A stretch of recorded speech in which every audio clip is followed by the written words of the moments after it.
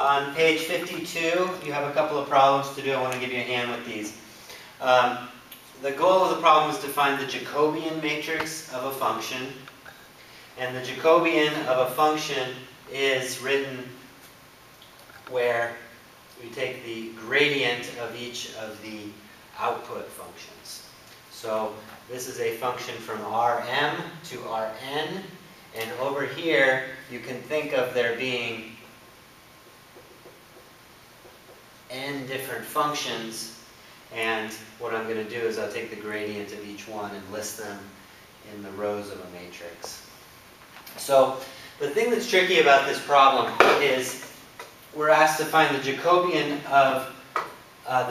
matrix of this function, and this function already includes this notation here, so it's a little bit confusing. But what I want to do is first get the gradient of this. So the gradient of f is equal to, well, I put in del f del x, and I put in del f del y.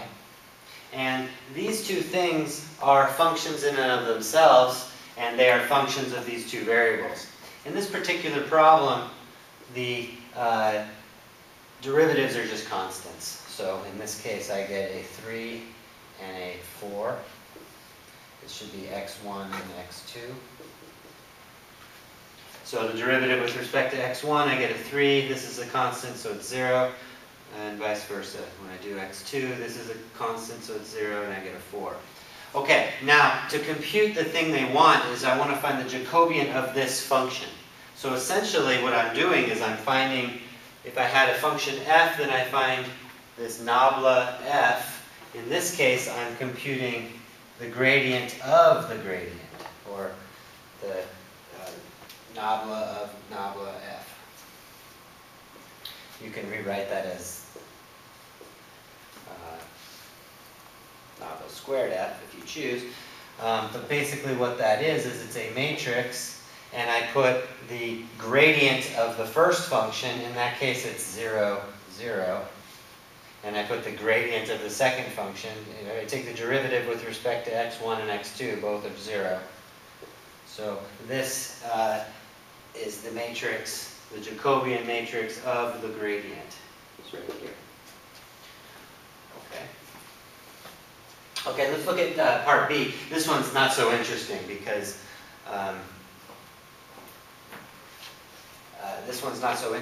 you end up with a 0 matrix. When I come over to this problem here, the derivatives are going to be a little more interesting. So let's first go get the gradient. It's the same thing. I take the derivative with respect to x1.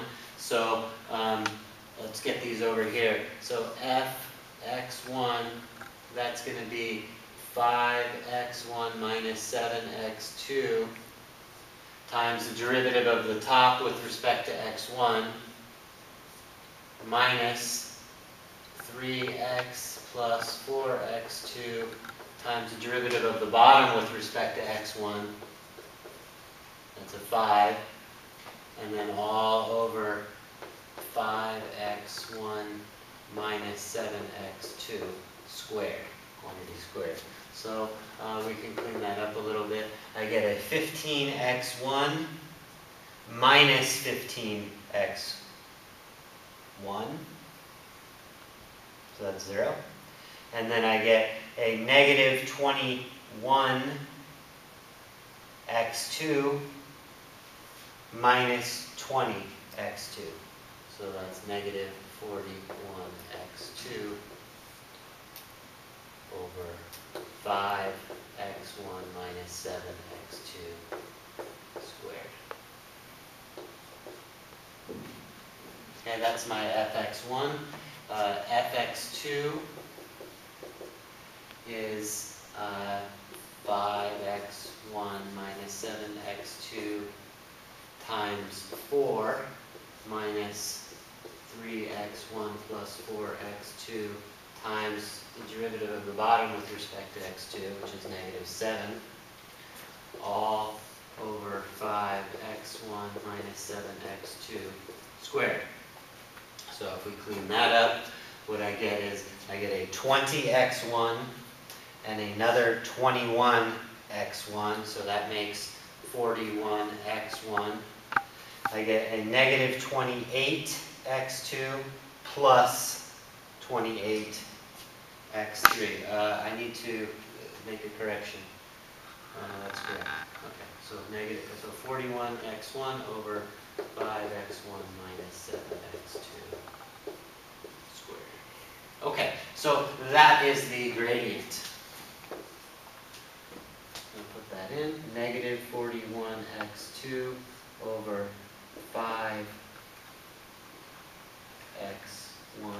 minus 7x2 squared, and 41x1 over 5x1 minus 7x2 squared. Comma. That's a comma there.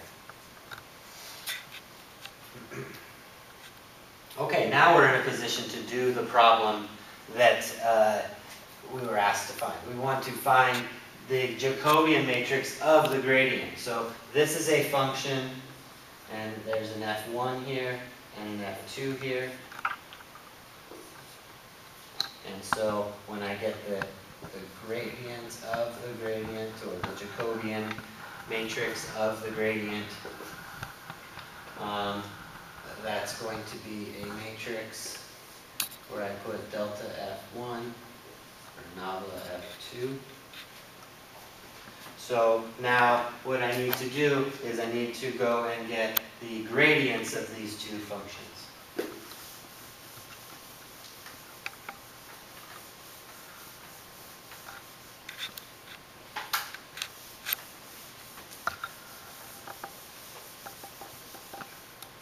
Okay.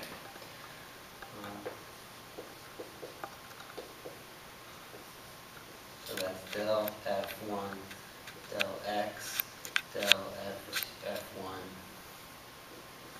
del x2. Okay, del f1, del x1. When I take the derivative of this with respect to x1, it's equal to 82x2 times 5x1 minus 7x2 to the negative 3 times 5. Okay, that's the